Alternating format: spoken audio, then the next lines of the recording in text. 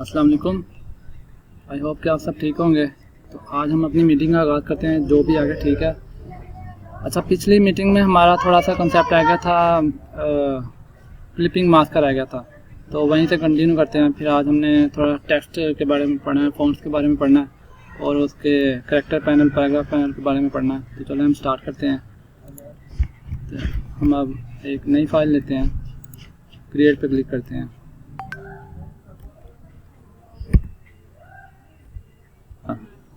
तो clipping mask ये होता है कि हम कोई भी तस्वीर है उसको एक फ्रेम में ना फिट कर देते हैं, यानी कि ना हम अपने हिसाब से एक, यानी कि उसको जितना एरियाज का शो कराना है तो वो हम शो कराते हैं, बाकी उसको हाइड कर देते हैं। ये हमने एक रेक्टेंगल लिया, अभी मैं एक यहाँ पे एक पिक्चर ले आता हूँ, गूगल से ही ले आता हूँ।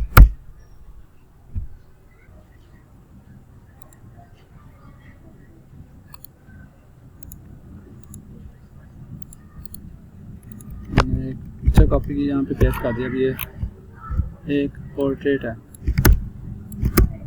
तो अभी हम इसे देखते हैं, इसे अपने हिसाब से एडजस्ट कर लिया। अब मैं चाह रहा हूँ कि इसका ना ये हैंड शो ना हो, एक सिर्फ ना यहाँ तक इसका इतना पर्सन आए, तो इसको मैं राइट क्लिक करके अरेंज और ब्रिंग टू फ्रंट, इसको फ्रंट पे ले आता हूँ और इसके ऊपर रखता हूँ, दोनों को यहाँ पे एडजस्ट करता हूँ और इसका मैं फिल ऑफ कर देता हूँ और इसे थोड़ा सा बढ़ा दिया, इतना इसको यहाँ से एडजस्ट किया। और अब इन दोनों को सिलेक्ट करना है और हमने राइट क्लिक करके मेक क्लिपिंग मास्क पे क्लिक कर देना, तो वो पिक्चर क्लिप हो गई हमारी हमारे फ्रेम के अंदर। इतना हमें चाहिए था। तो इसको अगर हमने एडिट करना है, यानी कि नीचे से थोड़ी ऊपर लेके आनी है, तो उसको भी हम डबल क्लिक करेंगे इसके ऊपर, तो ये और क्लिप के अंदर वो चला जाएगा। तो फिर हम अपनी पिक्चर को अपने हिसाब से जहाँ पे हमने एडजस्ट करना है वहाँ पे हम एडजस्ट कर लेंगे। तो ये हो गया। इसके अलावा हम और फ्रेम में करके देख लेते हैं, एक्लिप्स में करके ले लेते हैं, एक सर्कल में। तो ये हमारे पास सर्कल आ गया, इसका थोड़ा स्ट्रोक दे देते हैं, 5 स्ट्रोक दे दिया और दोबारा इसको रिलीज क्लिपिंग मास्क, और यानी उससे निकाल देते हैं। उससे निकाल दिया हमने इसको और इसका ये वाला फ्रेम डिलीट कर दिया। अभी इसमें फिट करने की कोशिश करते हैं। दोनों को सेलेक्ट किया और राइट क्लिक करके मेक क्लिपिंग मास्क कर दिया, तो ये क्लिप हो गया। अब इसको अपने हिसाब से डबल क्लिक करके इसके अंदर एडजस्ट कर लेते हैं। तो ये सारा क्लिपिंग मास्क का कॉन्सेप्ट है। अब हमने पिक्चर को थोड़ा सा छोटा करना है, तो इसके ऊपर डबल क्लिक करेंगे, पिक्चर के पास जाएंगे और यहाँ हमारे पास साइज प्रॉपर्टी शो हो रही होती हैं। अगर नहीं शो हो रही तो आप यहाँ विंडोज़ में जाएं, अरेंज जाएं, वर्क स्पेस में जाएं और एसेंशियल क्लासिक पे क्लिक करें। ये पास आपके पास एसेंशियल मेरे पास शो हो रहे थे वैसे। ये प्रॉपर्टी पैनल है, तो हमने पिक्चर को थोड़ा छोटा करना है। अब ये यहाँ से भी हम कर सकते हैं, तो ये छोटी होगी और प्रॉपर्टीज पैनल में जाके हम यहाँ पे ये विड्थ लिखी हुई है और ये लॉक का मतलब आपको मैंने बताया था कि इससे एक रेशो से दोनों ना सेट होती हैं। अगर आप लॉक को ऑफ कर देंगे तो फिर सिर्फ विड्थ हमारे पास कम होगी, अगर लॉक ऑन रखते हैं तो हाइट भी उससे अफेक्ट होगी। अब इसको मैं थोड़ा सा बड़ा कर देता हूँ, 10 कर देता हूँ, तो ये हमारे पास बड़ी होगी, काफ़ी बड़ी होगी है। तो मैं इसे दोबारा से 6 ही कर देता हूँ। ये हमारे पास एक साइज़ आ गया इसका, तो इसको हमने यहाँ पे एडजस्ट कर लिया। ये हमारे पास आ गया, क्लिपिंग मास्क का कंसेप्ट आ गया। अब हम यहाँ पे एक एडिट आर्ट बोर्ड पे जाते हैं। हमने आपको मेक श्योर कि आपने सिलेक्शन टूल यहाँ से सिलेक्ट किया हुआ है, तो एडिट आर्ट बोर्ड में जाते हैं। अच्छा, तो ये हमारे पास क्लिपिंग मास्क का कंसेप्ट आ गया सारा। इसके अलावा हम देख लेते हैं टाइपोग्राफी का, हमारे पास थोड़ा कंसेप्ट देख लेते हैं टेक्स्ट के बारे में। तो ये हमारे पास यहाँ पे ये टेक्स्ट का टूल होता है, टाइप टूल। ये टाइप टूल है और ये मैंने कुछ यहाँ पे टेक्स्ट टाइप किया। मैं वही लिखता हूँ, Pakistan is my beloved country. तो यहाँ से हमने सिलेक्शन टूल दोबारा सेलेक्ट करना है और इसको सिलेक्ट करके थोड़ा बड़ा कर लेना है और इसकी प्रॉपर्टीज़ में जाना है, अपीयरेंस में। यहाँ से इसका कलर चेंज करके देते हैं। कलर क्यों नहीं इस पर अप्लाई हो रहा है, ये मुझे क्या मसला आ रहा है।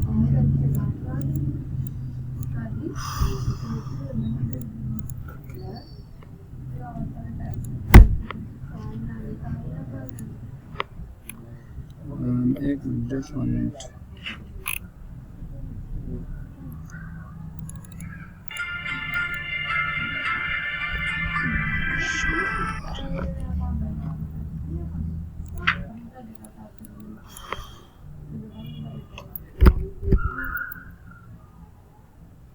हाँ जी, अभी दोबारा आ गई स्क्रीन, ठीक है। अच्छा, ये मेरे पास क्यों नहीं हो रहा?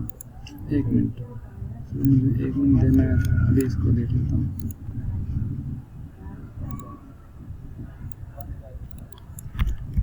मैं यहाँ से, अच्छा मैंने आपको बताया था हमने एडिट बोर्ड दूसरा ले लेते हैं, इसको डिलीट किया, इसको इधर ही सेट कर दिया। वो मैं कल क्लिपिंग मास्क, हम क्लिपिंग मास्क के अंदर हम टाइप कर रहे थे इसलिए नहीं हो रहा था। ये देखिए क्लिप ग्रुप के अंदर आया हुआ है, तो डबल क्लिक करके स्पेस पे हम खाली जगह पे डबल क्लिक करके बाहर आया था क्लिपिंग मास्क से। तो अभी हम बाहर आ गए हैं, तो अभी वो शो होगा जो भी टाइप करेंगे। फिर भी हम ना एक दूसरा आर्ट बोर्ड ले लेते हैं, खाली जगह पे क्लिक करेंगे, ये हमारी डॉक्यूमेंट की प्रॉपर्टीज आ गई है, एडिट आर्ट बोर्ड लिखा हुआ है, इस पर क्लिक करेंगे, यहाँ प्लस का साइन आ रहा है, प्लस का साइन पे क्लिक करें तो हमारे पास दूसरा आर्ट बोर्ड आ जाएगा। तो हम अपना जो टाइप 2 का काम है और इसे यहाँ पे एग्जिट कर दें, और हम जो अपना टाइप वाला काम है वो इधर कर लेते हैं जल्दी से। दोबारा से मैं टाइप करता हूँ कुछ भी, Pakistan is my love country. तो 14 अगस्त का महीना भी है, तो मैं इसलिए इस तरह के लिख रहा हूँ। तो ये हमारे पास आ गया। अब इसका कोई भी कलर चेंज कर लेते हैं, ज़रूरी तो नहीं है वैसे, लेकिन फिर भी कर लेते हैं। ये हमारे पास रेड कलर आ गया। ये इसकी अपीयरेंस पैनल, ये शायद मैंने पिछली वर्कशॉप में बताया हो, ये अपीयरेंस पैनल होता है। कोई भी एक तो होती है उसकी प्रॉपर्टीज़ होती हैं, कोई भी चीज़ है ना, ऑब्जेक्ट हमारे पास, तो एक उसकी प्रॉपर्टीज़ होती हैं जहाँ पे उसकी लेंथ विड्थ और उसका एंगल शो हो रहा होता है। एक उसका अपीयरेंस पैनल होता है जहाँ पे कलर, स्ट्रोक और उसकी ओपेसिटी शो हो रही होती है। हमने यहाँ से भी हम कर सकते हैं। और एक यहाँ पे हमारे पास पैनल होता है, वो यहाँ पे हाइड हो गया। मैं दोबारा से वर्क स्पेस में जाके एसेंशियल क्लासेस पे करता हूँ तो वो आ जाना चाहिए। वैसे यार सारे इशू आज ही फेस करने पड़े हैं। एक मिनट सिर्फ, टूल बार से एडवांस, टूल बार भी हाइड हो गई है, सही है। एडवांस टूल बार आ गई हमारे पास, और यहाँ से आ जाना चाहिए हमारे पास। एसेंशियल पे करते हैं, दोबारा से एसेंशियल क्लासेस भी कर लेते हैं।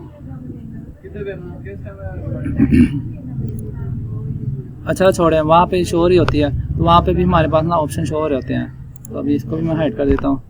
इसको सिलेक्ट किया और ये हमारे पास अपीयरेंस होता है किसी भी ऑब्जेक्ट का, जहाँ पे उसका फिल कलर शो हो रहा था, स्टॉक, और उसकी स्टॉक की हम पे स्टॉक की यानी कि वो थिकनेस कितनी होनी चाहिए, ये वो चीज़ है।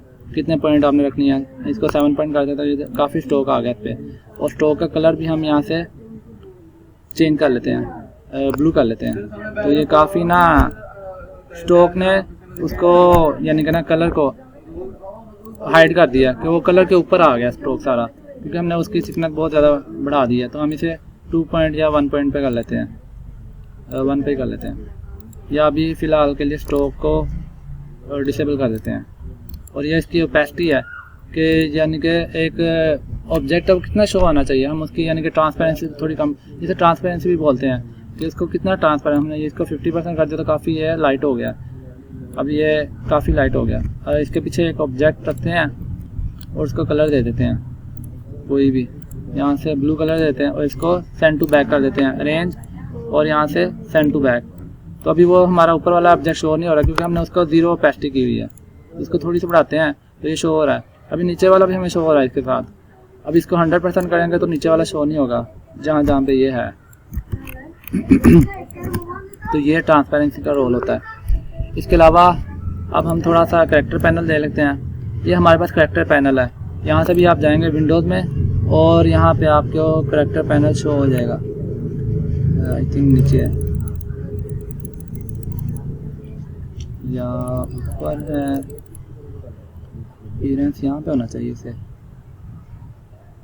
चलें एनीवे, ये यहाँ पे आपको मिल जाएगा वैसे। तो ये हमारे पास कैरेक्टर पैनल है, जहाँ पे हमारे जो टेक्स्ट है उसका फ़ॉन्ट शो हो रहा होता है और उसकी फ़ॉन्ट स्टाइल शो हो रहा होता है, रेगुलर है, बोल्ड है, इटैलिक है। उसका यहाँ से हम फ़ॉन्ट का साइज़ कम या बढ़ा सकते हैं। इसको अभी 36 पॉइंट समथिंग है, तो इसको 72 कर दें, डबल हो जाएगा। इसको हम 36 कर लेते हैं और 48 कर लेते हैं। और ये क्या चीज़ है, ये हमें ये सिंबल से भी शो हो रहा है कि ये लाइन हाइट है। लाइन हाइट हमने किसने लिखनी है, यानी हमने एक पैराग्राफ लिखा हुआ है काफ़ी, तो मैं दोबारा से आपको लिख के दिखा देता हूँ। इसको टाइप टूल करना, यहाँ पे ड्रैग कर देना है, तो ये आपके पास पैराग्राफ पहले से वो जैसे लोरा में एक रैंडम सा पैराग्राफ आ जाएगा कोई भी। इसका थोड़ा टेक्स्ट छोटा कर लेते हैं तो ये हमारे पास सेट हो जाएगा। 36 कर लेते हैं। और अब ये देखें लाइन हाइट है, ये 43 लाइन हाइट है, यानी कि ये जो लाइन है इनके दरमियान हमने स्पेस कितनी रखनी है ये शो करा रहा है। 43 है, हम इसको 60 कर लेते हैं तो काफ़ी बढ़ गई है, 72 कर लेते हैं काफ़ी बढ़ गई, और 6 कर लेते हैं तो काफ़ी वो एक दूसरे में मर्ज हो रही हैं। तो स्टैंडर्ड हम इसको आमतौर पे ऑटो रखते हैं, ऑटो वो खुद से एडजस्ट कर लेता है, इसके अलावा ये हमारे पास कैरेक्टर्स की हाइट है और कैरेक्टर्स की यानी कि विड्थ है, उनमें कितना स्पेस देनी है आपने। ये कैरेक्टर्स है, ये सिंगल कैरेक्टर जो हो रहे हैं, ये सिंगल कैरेक्टर हैं, ये हमारे पास यानी कि एक तो वर्ड होते हैं ना, एक कैरेक्टर है, उनमें फासला बड़ी जा रहा है, स्पेस आई जा रही है तो ये 200 कर दिया मैंने। अब इसको 0 करूँगा तो वो नॉर्मल हो जाएगी। तो ये हमारे पास आती है कि 1 मिनट,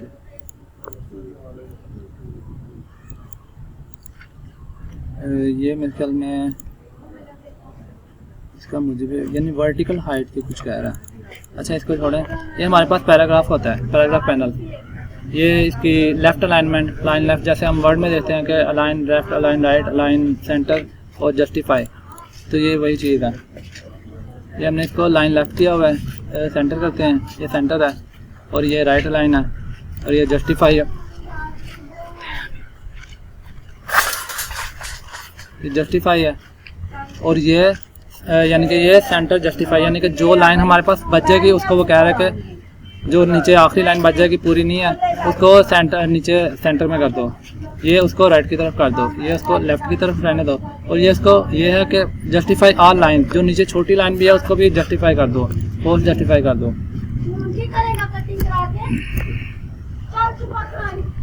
अच्छा ये हमारे पास बेसिक चीज़ें होगी, एक बेसिक पैराग्राफ।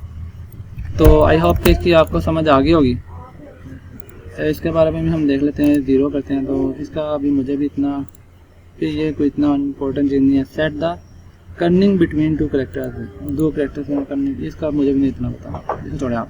अच्छा ये होते हैं हमारे पास फ़ॉन्ट, तो अभी इसको सिलेक्ट करते हैं और फ़ॉन्ट हम यहाँ पे देखते हैं। फ़ॉन्ट का कॉन्सेप्ट मैंने फर्स्ट वर्कशॉप में भी देखा, टाइपोग्राफी होती है कि हम हर पोस्टर के हिसाब से उसका ना, जिस टाइप का पोस्टर है, जैसे पार्टी का टाइप का पोस्टर, उसमें थोड़े से हम अजीब से फ़ॉन्ट यूज़ करते हैं। कोई प्रोफेशनल है तो उसमें हम ज़्यादातर sans serif फ़ॉन्ट यूज़ करते हैं, जो हमारे पास जैसे कि एरियल भी एक sans serif फ़ॉन्ट है, ये माइरेट प्रो लगा हुआ है कोई, इसको एरियल कर देते हैं, जो कि बहुत ही एक यूनिवर्सल फ़ॉन्ट है, हर सॉफ्टवेयर में होता है।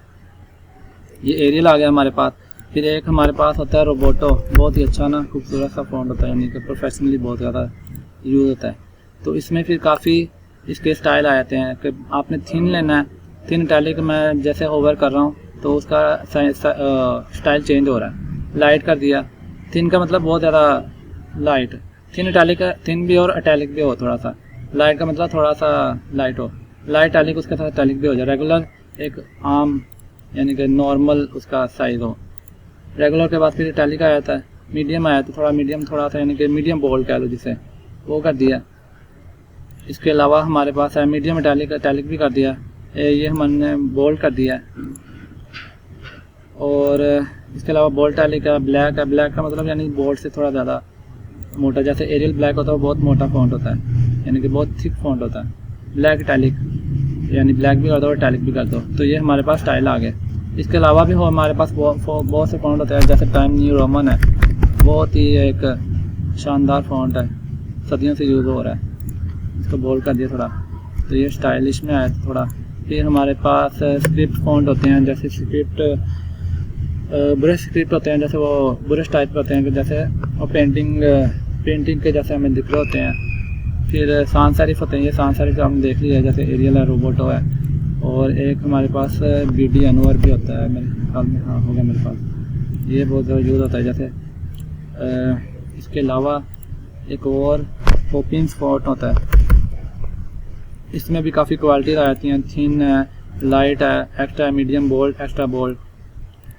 तो ये हमारे पास है। मैं ज़्यादातर sans serif फॉन्ट यूज़ नहीं करता, इसलिए मेरे पास शायद ना ही वो कोई पड़े हों, फिर भी कोई सर्च करके देख लेता हूँ मैं। कोरबेल शायद होता है, कोरबेल भी sans serif ही है, इसी लाइन में होता है, सी की लाइन में। तो हम देख लेते हैं, ये कह लो, ये थोड़ा सा serif फॉन्ट है, कैस्केडिया। इसके अलावा भी कोई देख लेते हैं हम। कैलिब्री भी एक बहुत ज़्यादा यूज़ होता है, अच्छा फॉन्ट है। इसके अलावा हम कैम्ब्रिया देख लेते हैं, तो ये भी, ये कह लो कि ये serif फॉन्ट है। serif फॉन्ट जिनकी जो कॉर्नर्स होते हैं उनमें थोड़ी सी लाइन निकली होती है, तो इनको serif फॉन्ट बोलते हैं। तो ये हमारे पास एक, हमने टाइपोग्राफी देख ली, के टाइप टूल देख लिया। अब हम देखते हैं एरिया टाइप टूल, कि एरिया पे हमने कैसे, कोई एरिया कि ये जो, जैसे आपने अक्सर देखा होगा कि जैसे ये सर्कल है, इसके ये कॉर्नर्स पे ऐसे लिखा हुआ आता है, तो वो हम देख लेते हैं वो कैसे करना है। तो हम एक सर्कल ड्रा करते हैं, या कुछ भी रेक्टेंगल, सर्कल, जो भी हमारे पास कोई कस्टम शेप है तो उस पर भी आप कर सकते हैं। फिलहाल मैं आपको सर्कल पे करके दिखाता हूँ।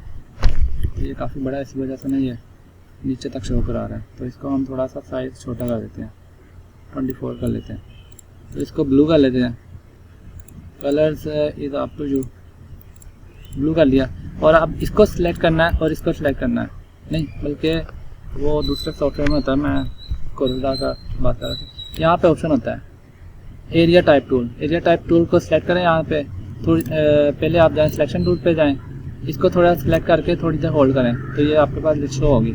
एरिया टाइप टूल सिलेक्ट करें और इसके यहाँ पे पाथ पे, जहाँ पे पाथ लिखा आ जाएगा वहाँ पे आप क्लिक कर दें।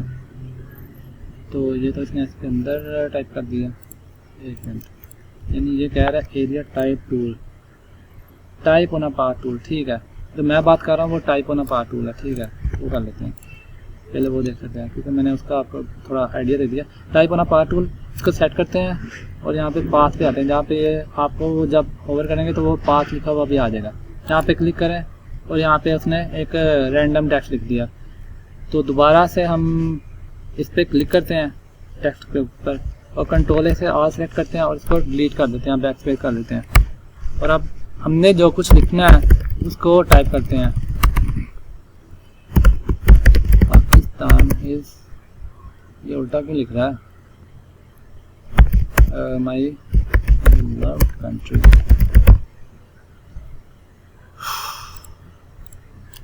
ये उल्टा क्यों लिख रहा है। तो ये इसका यहाँ से एक होता है, यहाँ पे ये जो आ रहा है, आपने जिस चीज़ को भी सिलेक्ट करना है पहले सिलेक्शन टूल को सिलेक्ट करना है। हम सिलेक्शन टूल सिलेक्ट कर लिया और ये जो लाइन आ रही है ना, ये इसका एंड लाइन होती है।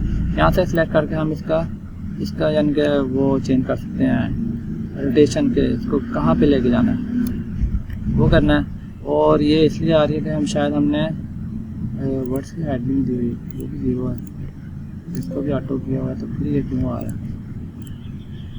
तो ये शायद हमने यहाँ से जस्टिफाई किया हुआ है, इस वजह से आ रहा है। तो ये चीज़ें भी आपने ख्याल रखनी है। इसको मैं अलाइन लेफ्ट कर देता हूँ, तो अभी सेट हो गया हमारा। तो हमने फोर्स जस्टिफाई किया हुआ था, इस वजह से वो चीज़ हो रही थी। तो अभी हम दोबारा ये लाइन को सेलेक्ट करते हैं और इसको ऊपर ले आते हैं, हमें ये सीधा लिखा हुआ आना चाहिए। इट इज़, आगे भी कुछ लिखते हैं, Quaid Azam is the founder of our country. अभी मुझे यही याद आ रहा है इसलिए मैं यही लिखी जा रहा हूँ, Quaid Azam is the founder of our country, founder of Pakistan या आवर कंट्री, एक ही बात है। तो ये हमने लिख लिया, हमने यानी कि टेक्स्ट बेसिकली मैं सर्कल पूरा करना चाह रहा हूँ। तो अभी ये ना थोड़ा सा टेढ़ा लिखा आ रहा है, या तो आप यहाँ से सिलेक्ट करके सर्कल को सिलेक्ट करें और यहाँ पे लेके आगे कर्सर को, जब ये ऐसे उसका साइन चेंज हो तो आप इसको क्लिक करके ड्रैग करके घुमा दें, या तो इस तरह, एक तरीका ये है, लेकिन जो सही तरीका वो ये है कि आप इसको सिलेक्ट करें और इसकी लाइन कहाँ शो हो रही है, ये लाइन शो हो रही है ना, तो ये यहाँ पे शो होनी चाहिए, ये शो हो रही है। तो आपने ये लाइन ढूंढ लेनी है और इस पर क्लिक करके ना ड्रैग कर देना है, क्लिक को छोड़ना नहीं है, ड्रैग करके जहाँ पे आपको एडजस्ट सही लगे तो वहाँ पे आपने छोड़ देना है। ज़्यादा ही हो गया, यहाँ पे छोड़ दिया मैंने। अब इसको मैंने अंदर कर दिया, तो मैं इसको दोबारा से बाहर कर देता हूँ। यानी कि पाथ अंदर वाले पाथ पे आपने करना है या बाहर वाले, इट्स अप टू यू। तो ये अंदर वाले पे हो गया, मैं इसको बाहर भी कर सकता हूँ। दोबारा से ये बाहर कर दिया मैंने और दोबारा से इसको करके यहाँ पे कर दिया और अभी सही नहीं हुआ, तो मैं इसको दोबारा कर लेता हूँ। तो ये हो गया। तो अभी हम इसका कलर भी चेंज कर सकते हैं। दोबारा से यहाँ पे जाएं, कलर चेंज कर लें, कुछ भी कर लें, स्ट्रोक लगा दें इसको 5.4 जितना भी आपको चाहिए।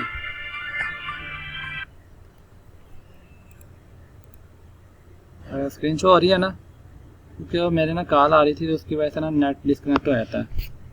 तो आई होप के हो रही है, ठीक हो गया। चलें, ये हो गया हमारे पास। तो ये हमने टेक्स्ट का थोड़ा समझ लिया। और एरिया पे कैसे करते हैं, अब हम वो दोबारा दूसरा टाइप होना ये तो टाइप होना पाथ था ना, अभी दोबारा टाइप होना एरिया टाइप टूल देख देते हैं कि इसको सिलेक्ट करते हैं और इसके अंदर यहाँ पे क्लिक कर देते हैं। ये नहीं हो रहा, यानी कि पाथ पे आकर जब वो पाथ का लोकल शो हो वहाँ पे आपने क्लिक करना है, तो ये रैंडम डायरेक्ट लिखा हुआ आ जाता है। तो आप इसकी जगह जो भी आपने लिखना वो लिखना है, Pakistan is my country.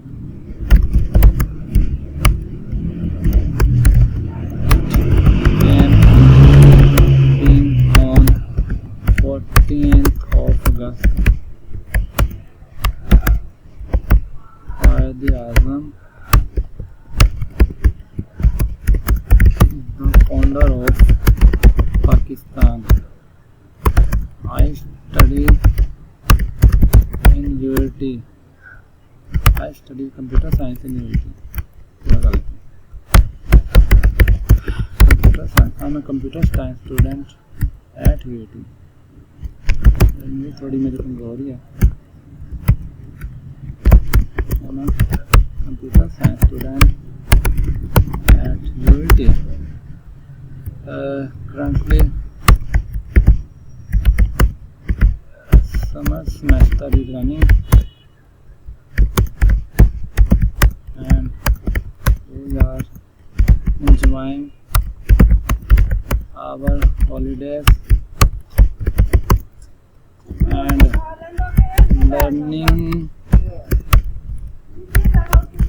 learning new skills such as graphic designing, web development, Android development, etc. Web development, अब जो भी वो टाइप हो ही जा रहा है, लेकिन क्योंकि वो पाथ फिल हो गया तो इसलिए वो नीचे लेके आ रहा है, हमेशा नज़र नहीं आ रहा है। हम दोबारा सिलेक्शन टूल पे जाएंगे, क्योंकि कोई भी चीज़ हमने सेलेक्ट करनी है, कुछ भी करना है तो पहले सिलेक्शन टूल को सेलेक्ट करना। सेलेक्ट किया जैसे अब इसका फ़ॉन्ट यहाँ से छोटा कर दिया, तो वो जो हमने टाइप किया था वो शो हो गया। दोबारा से 21 कर देते हैं, 24 कर देते हैं, तो दोबारा अंदर चला जाएगा। तो हम इसे अभी फिलहाल 24 करते हैं और 21 कर लेते हैं। तो अभी दोबारा से हमें ना थोड़ा सा लेफ़्ट लाइन किया हुआ है, जस्टिफाई नहीं है, तो इसको जस्टिफाई कर लेते हैं। ये सेंटर हो गया है, ये राइट लाइन हो जाएगा, ये जस्टिफाई लेफ़्ट हो जाएगा और ये जस्टिफाई सेंटर हो जाएगा। यानी नीचे वाली जो लाइन बच जाती है वो सेंटर में आ जाएगी, ये राइट में आ जाएगी। और ये फोर्स जस्टिफाई जैसे होता है, जस्टिफाई ऑल लाइन्स। तो हम फिलहाल लेफ़्ट जस्टिफाई कर लेते हैं। ये पाकिस्तान भी वैसे पूरा, क्योंकि वहाँ पे जगह नहीं है, अब उसने ऊपर कुछ शो कराना ना, तो इसलिए उसको आधा लेके वो ये ऊपर शो करा दिया और डैश डाल दिया, यानी कि बता रहा है कि पूरा यानी कि वर्ड पूरा नहीं हुआ। तो ये चीज़ है। दोबारा से इसे कलर दे लें और बस कलर आप कुछ भी दे सकते हैं।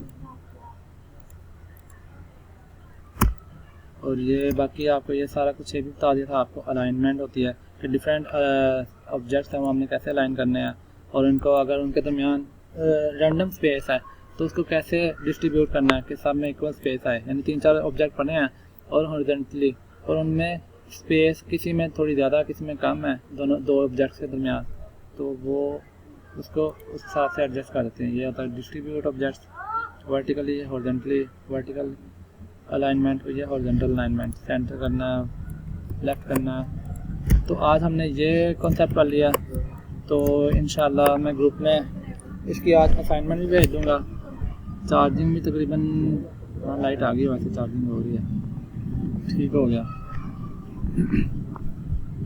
बाकी आज के लिए मेरे ख्याल में इतना ही बहुत है, क्योंकि तादाद भी कम है। तो आज हमने एक तो क्लिपिंग मास्क का कंसेप्ट पढ़ लिया कि क्लिपिंग मास्क कैसे करते हैं और उसको पिक्चर कैसे एडिट करते हैं किसी भी। बाकी मुझे एक सवाल याद आ गया, प्लान मनसब ने पिछली वर्कशॉप में पूछा था कि शेप बिल्डर टूल और पाथफाइंडर में क्या फ़र्क है। तो अभी हमने वो चीज़ें पढ़ी नहीं थी, इसलिए मैं फिर अभी बताना नहीं चाह रहा था, तो फिर भी मैं ना बता देता हूँ। पिछली वर्कशॉप तो काफ़ी लेट भी हो गई थी। तो ये हम 2 ऑब्जेक्ट ड्रा कर लेते हैं और इनको डिफरेंट कलर देते हैं ताकि डिस्टिंग्विश हो जाए थोड़े। अच्छा, पाथफाइंडर क्या करता है, कहाँ पर गया पाथफाइंडर? एक मिनट, ये मेरे सारे ना ख़राब हुई है।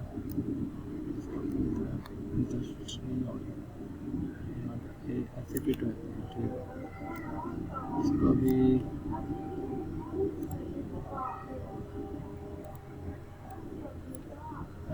भी हम फिट करने पहले ऐसे ये फिट हो गया, इसको निकाल के यहाँ पे फिट कर देते हैं। ये हमारे पास, इसको भी इधर फिट कर लेते हैं। अच्छा, पाथफाइंडर यहाँ पे होगा। अच्छा, अज़ानें भी हो रही हैं, तो मैं जल्दी से ना वाइंड अप करने की कोशिश करता हूँ। विंडोज़ हम पाथफाइंडर ढूंढ लेते हैं, यहाँ पे ये पाथफाइंडर आ गया। तो पाथफाइंडर में भी ये यूनिट का होता है, ये सब्ट्रैक्ट का होता है कि एक ऑब्जेक्ट को दूसरे से सब्ट्रैक्ट कर दो। ये होता है कि दरमियान वाला उनका जो पोर्शन कॉमन आ रहा है उसको ले लो, बाकियों को ख़त्म कर दो, और ये दोनों को एक शेप में कन्वर्ट कर दो। ये एक शेप होगी, और ये क्या करेगा, ये वाला क्या करता है, सब्ट्रैक्ट, ऊपर वाला सब्जेक्ट नीचे वाला सब्ट्रैक्ट करता है जितना उसका एरिया कॉमन आ रहा होता है, तो वो सब्ट्रैक्ट हो गया। और ये क्या करेगा, दोनों का जो कॉमन एरिया आ रहा है वो छोड़ दो, बाकी ख़त्म कर दो। तो ऐसे हो गया, वो दोनों का यहाँ से ही देखें, या ये यहाँ पे ख़त्म हो रहा था, ये इतना कॉमन, दोनों का कॉमन एरिया। और ये क्या करता है, कॉमन एरिया ख़त्म कर दो, बाकी छोड़ दो। तो ये 4 चीज़ें हैं। बाकी नीचे वाले भी हम बाद में पढ़ेंगे, तो मैं जल्दी से थोड़ा कंसेप्ट दे देता हूँ ये वाला। और शेप बिल्डर भी तकरीबन यही चीज़ ही करता है कि हम ये देखें ओवर कर रहे हैं, जिस प्लस का मतलब है ये वाला इस तरफ, ये जिस पे जाली नुमा सा आ रहा ना, तो ये कह रहा वो ये रख लेगा, बाकी ख़त्म कर देगा सारा कुछ। नहीं, बल्कि इसको होना तो ऐसे चाहिए। नहीं, प्लस का मतलब है सबको ना इकट्ठा कर देता है। एक मिनट, क्यों नहीं हो रहा? ऐसे होना चाहिए था ना कि जैसे हम इसको पूरे पे क्लिक किया तो पूरे को जनरेट कर देगा, और अगर सिर्फ इस पे क्लिक किया तो इसका होना चाहिए, इसको बाकी ख़त्म कर देना चाहिए। ये मैं देखता हूँ इसको, तो ये ऐसे ही हो रहा है, यानी उनको उसने टुकड़े टुकड़े कर दिया। इसका थोड़ा सा ये एडवांटेज होता है, ये हो जाता है कि हम माउस के ज़रिए देख के कर लेते हैं। उसमें तो है ना एक प्री डिफाइंड टूल है वो, कि वो ऐसे ही होना है। इससे हम थोड़ी सी ये कह लो कि थोड़ा सा डायनामिक हो जाता है, वो एक स्टैटिक है, ये थोड़ा सा डायनामिक हो जाता है। तो इसको हम ऑन द स्पॉट चीज़ को चेंज कर सकते हैं, कि जैसे इस पर मैंने ओवर किया, आल्ट दबाऊंगा तो ये माइनस आ जाएगा। माइनस का मतलब ये वाला ख़त्म कर दो, ये ख़त्म कर दो, जिस पे आ जाएगा वो ख़त्म हो ही जाएगा, ठीक है।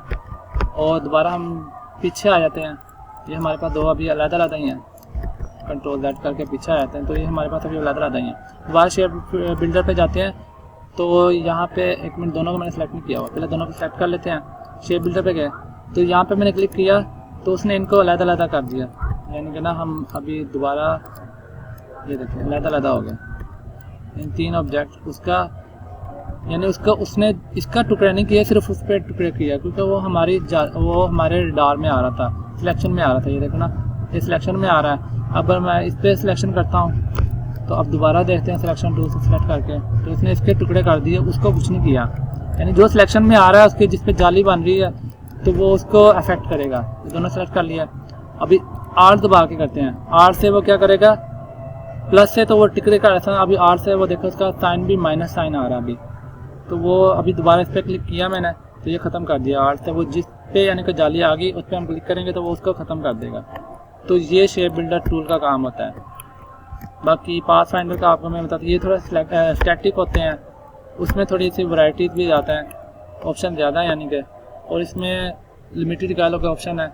ये स्टैटिक है, सिर्फ इन्होंने यही काम करना है। वो आप देखें वो एक टूल है वो काफ़ी काम कर रहा है।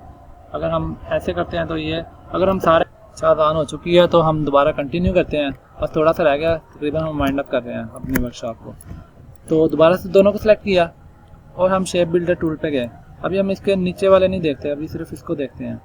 तो इस पर हमने एक यहाँ पे करके ड्रैग कर दिया माउस को, तो वो तीनों को यूनिट कर देगा। प्लस का मतलब है यूनिट कर देगा।